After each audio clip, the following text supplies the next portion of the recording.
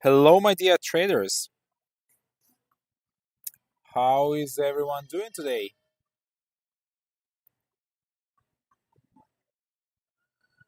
Yeah.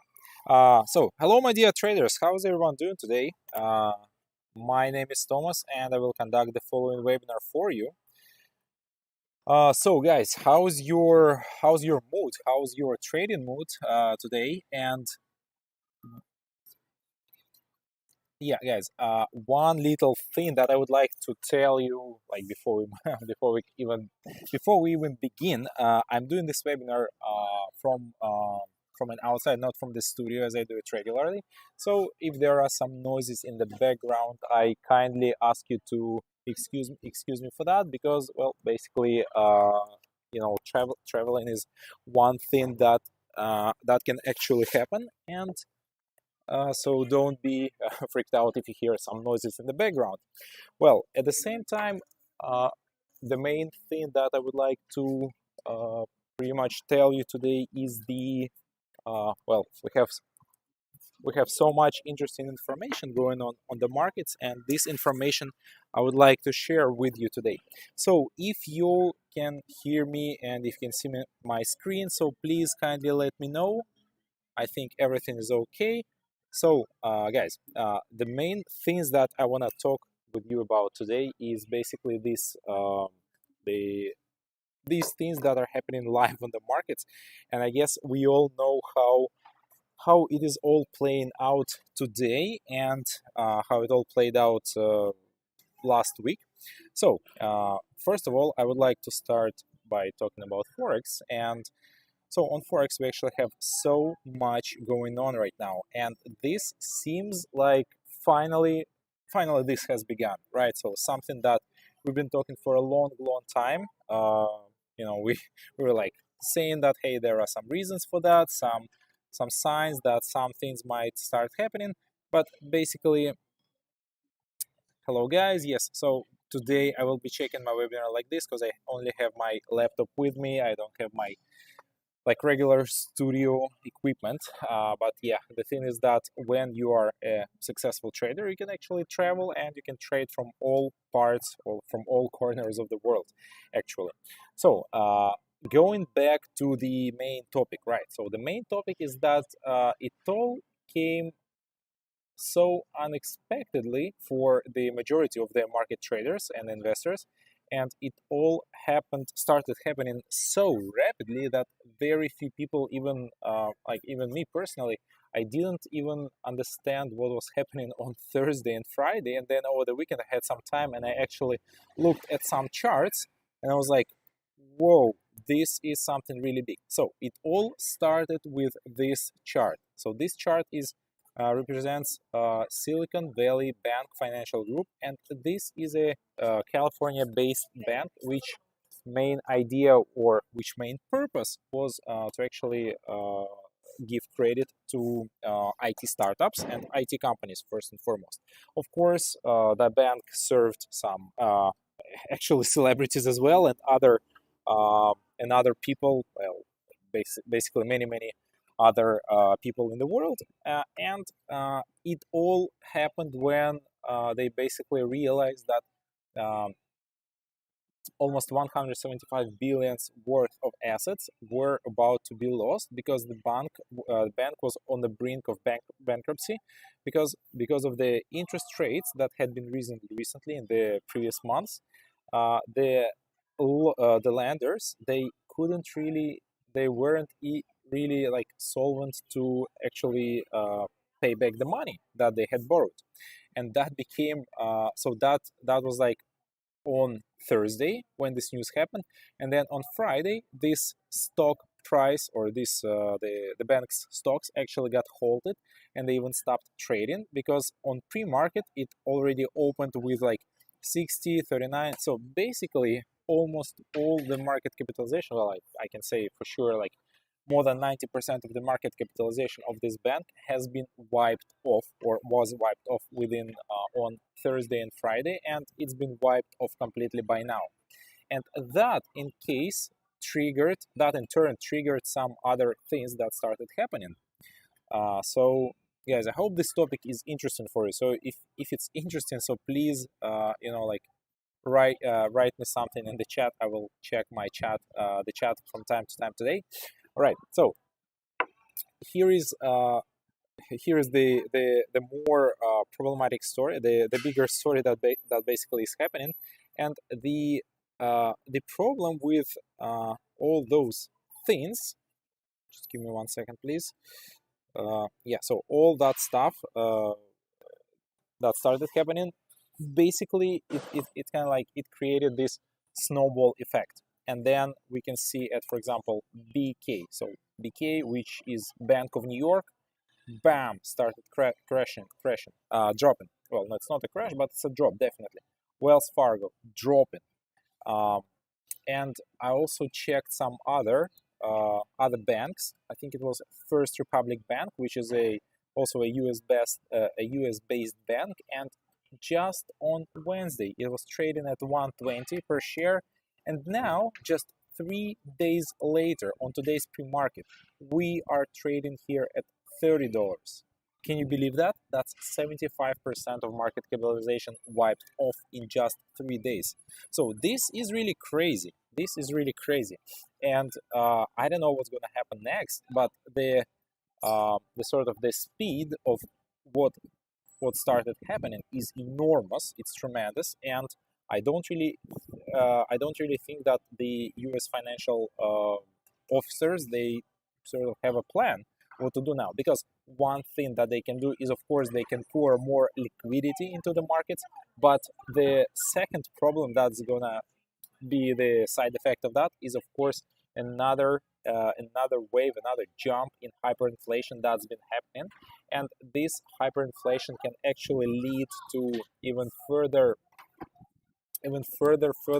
rise and increase of prices, because basically at some point things might get out of control, and we might see a financial crisis of 2008, but like probably 3 times as big as that one, because back in that day, the financial authorities, they managed to save the situation, the handle situation, by basically issuing and providing a lot of liquidity to the market. Now, I don't know how things are gonna turn out today. So, as we can see, oil, Brent, is dropping. So, of course, it's dropping on the concerns that there will be a major slowdown in the economy of the, not just United States, but also like of the world, and things are really might start out of control. And today we are seeing oil drop below the 80, which was the strategic level, and basically that has happened just recently, basically 1 hour ago. So an hour before, I was like looking at this, and things were looking bright, and now things are looking very grim with more than like almost 5% drop. All right, and it's not even the evening yet, and things might go from bad to ugly. All right, so let me have a look at the chat. So Akpak says, "Hi Thomas, after 2 months, finally my deposit has been credited. Thank you for your support." Well, I'm happy that thank you, and I'm happy that your deposit has finally arrived. Unfortunately, I'm sorry that it took so long, but yeah, guys, there is some ground noise. It's not just for you; it's for everyone, because I'm doing this webinar from some outside place, not in a regular studio. I'm enjoying pretty much the liberty of and the freedom of travel, because basically when you are a successful trader, more or less, you can afford traveling and working from remote places, and thanks to the internet, you can also work from so many different locations in the world. And I wish that every one of us can enjoy that kind of freedom. So, the next question from Sabir. I traded almost 40 to 50 trades in FTT, but at the end of the week, I have no profit or losses, just level my amount. So tell me how to money management do for getting profit. Right. Well, first of all, that's a great achievement, Sabir, and you shouldn't be afraid, or you should not be unhappy with the fact that you closed this week with a kind of like this break-even point, right? Because 90%, well, maybe not 90%, but 80%, well, I would say like 90% of newbies, 90% of newbie traders, they end their trading week with losses. So actually you are in the top 10 or 20% of new traders who have managed to reach the break-even point. And that's a great accomplishment. That's a great achievement in the first place. Then, how do you go from being kind of like in this neutral result, in this break-even point, to profits? Well, then you continue trading, and you need to realize basically, and then it's about like kind of like you've achieved like basically step two. Step one, begin trading. Step two, reach the break-even point. Right, you've reached it. So what do you do next? Well, next you need to sort of increase your success and like keep practicing, keep trading, and keep looking at what gets you money and what basically takes money away from you, because there aren't any shortcuts in this sense, guys. And it's all about like practice. It's all about opening trades. It's all about practicing different trading approaches, and then success will follow. So unfortunately, or it's just that's how things are. Like there are not so many, there aren't shortcuts. There aren't anything. All you need to do is you need to practice, practice, practice, practice, practice, and then eventually you will reach the success level. All right.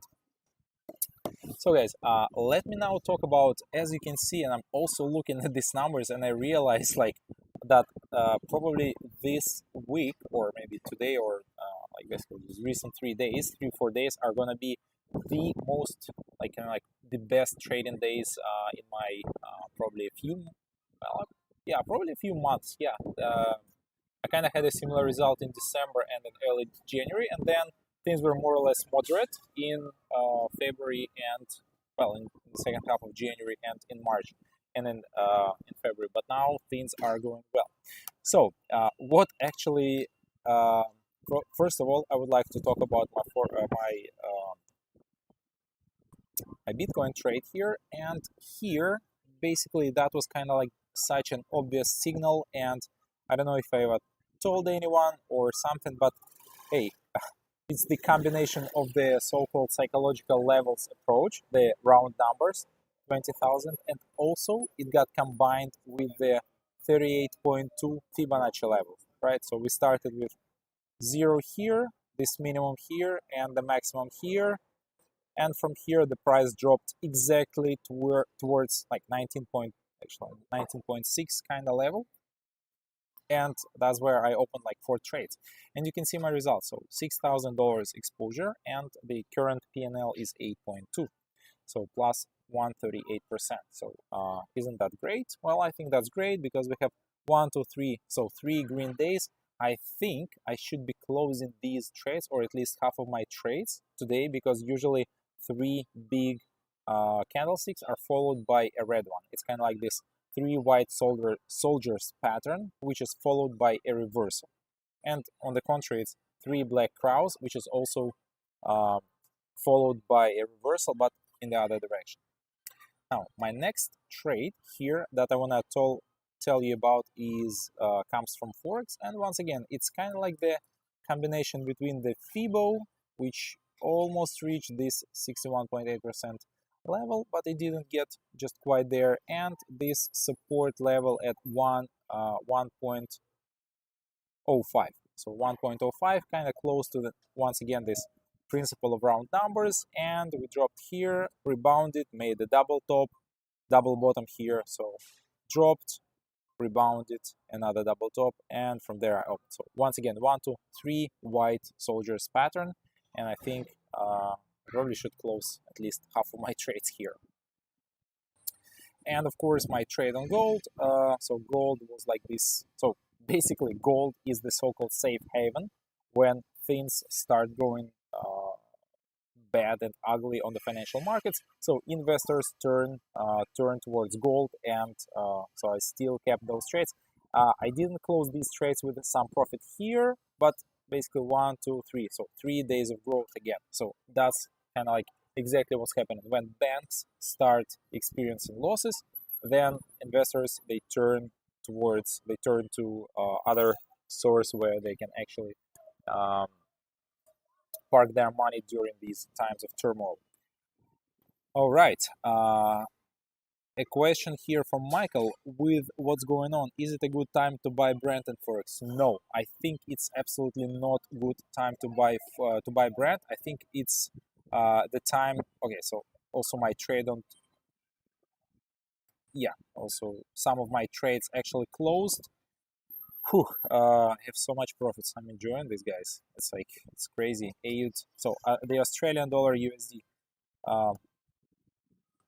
I didn't really want to talk about these trades, but here they are. That was like this another, like, I think we were, yeah, I think this trade I opened following the signal from triple rebound strategy from the RSI indicator. And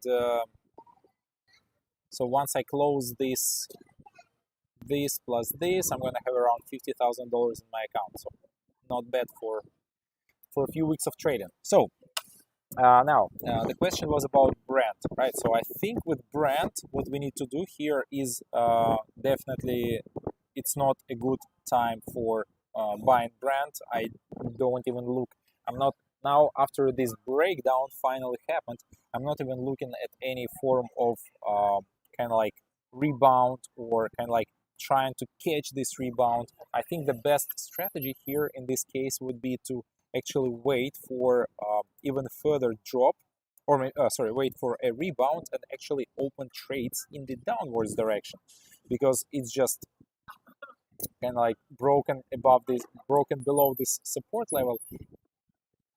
And yeah, so guys, like I said, Brent is going down. It doesn't make sense in such case to sort of expect these like these rebounds will happen. Yes, maybe some temporary rebound will happen, like even from here and all the way up here, but we are already trading below the 80 level.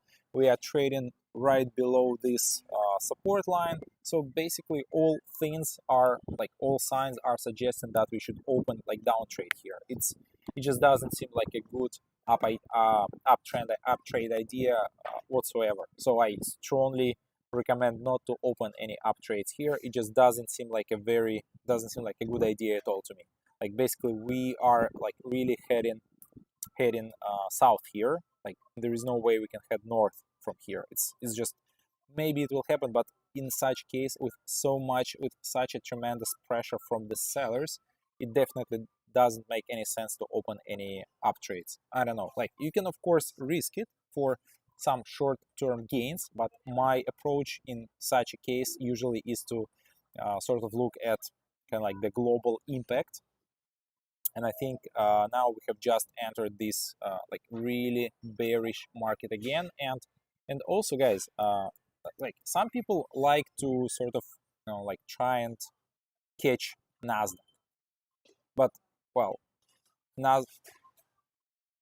just today Nasdaq already dropped by more than 200 points. I don't know, it just doesn't seem like to me like a good idea to try and can like expect this rebound. Okay, so just let it go. Like basically the market is being affected by, well, I mean, let's see, Wells Fargo, First Republic, and Pfizer fall pre-market. Okay, so we looked at First Republic, but now let's look at Wells Fargo. So what is Wells Fargo going to suggest us?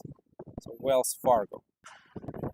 So how bad are things with Wells Fargo? Well, things aren't that bad. So we are trading at 40 and we are trading at 44 here, but still that's not really a good thing that's happening. So I'm totally bearish on all the assets, except for, of course, like what can you buy in this case, right? So you can buy Bitcoin, of course, because now people like, where do you store value, right? So that's kind of like the common question when banks crash. So where do you store value? Well, obviously you need to store value somewhere, and well, basically this form of decentralized decentralized market like Bitcoin is the perfect example where you can actually store some money. So yes, that's one thing. So you buy it here, and you can continue buying here.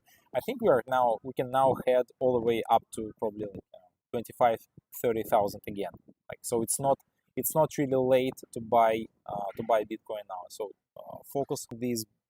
Such trades are gonna generate profits, definitely. All right. So what is next? What comes next? And then yeah. So gold, we have gone from 1800 to 1900 almost, more or less, and we can easily now move towards 2000. But a lot is going to depend on what's going to happen with the markets today. And as I look at, for example, this First Republic Bank, which is I don't know what's the market capitalization of it, but we can see First Republic Bank. How big is it? It's like 17 billion. Okay, so not huge, but not small either. What about Silicon Valley Bank? So Silicon Valley, okay, so it's 3.45, well, it's basically costs nothing, but also how it's not necessarily how much the market capitalization of this bank is, but it's how much assets it holds, so it owns. So that's this kind of like information that I don't know, but yeah, that's very important. So guys, is there any other concerns or questions that you want to discuss today? Because like I said, the main things that I wanna suggest to you right now is to basically look at selling things, like selling assets, selling stocks. We have pretty many stocks here. Oh, sorry, not here, but here with Forex. Of course, it makes sense to sell stocks here with a much higher leverage, like at least 8, 10 or 20, something like that. And I think all of this market is about to, okay, so let's see what we can sell here today. Well, we can kind of like sell everything, but I suggest we start selling banks. So JP Morgan Chase, Visa, financial sector, of course. Since Brent is dropping, we can sell ExxonMobil, Chevron, and other companies that have something to do with oil production or petrol. MasterCard, Morgan Stanley, of course. That is another candidate for a sell-off. And yeah, so Goldman Sachs. So yeah, these companies are worth like short sell today, and I think we are about to start observing this like pretty big market crash. All right, so let's have a look at, as Bruno says, let's have a look at outcut. So what can this asset tell us? Wow, I'm already making like 14.5 thousand, crazy. Outcut. So now in this currency pair, we don't really have any US dollar or euro. So that's kind of like two. Which economy is bigger, Australian or Canada? So the Canadian economy is bigger, but the Australian economy is also not so small. So it's kind of, fundamentally speaking, I don't know. So in this case, when we don't know fundamentally, we can have a look at something like this. So we have one trend line, and we can add another trend line.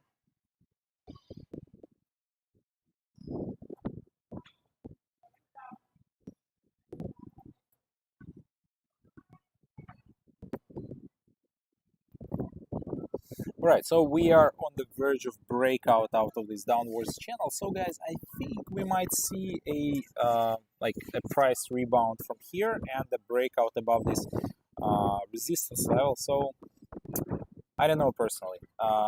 Seems like a down trade from here still, because we haven't really like broken above, like pierced above this level and like stayed there.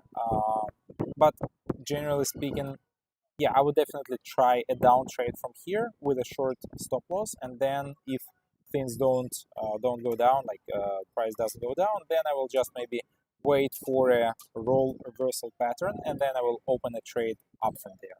So that's my take on it. So guys,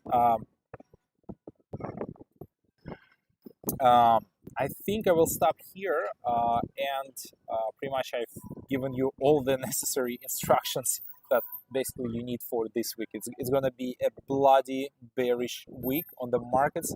I think we are just like starting to see the kind of like tip of the iceberg, and we are going to see further down the waterline. And yeah, we'll see that on Wednesday. So guys, my next webinar will take place on Wednesday. It's going to be a trading webinar, so I invite you all to this webinar, and I will be wrapping up this webinar, and I will see you on Wednesday. So good luck with trades, and I think that this week can be a golden week for traders who know how to trade, especially who know how to trade forex. So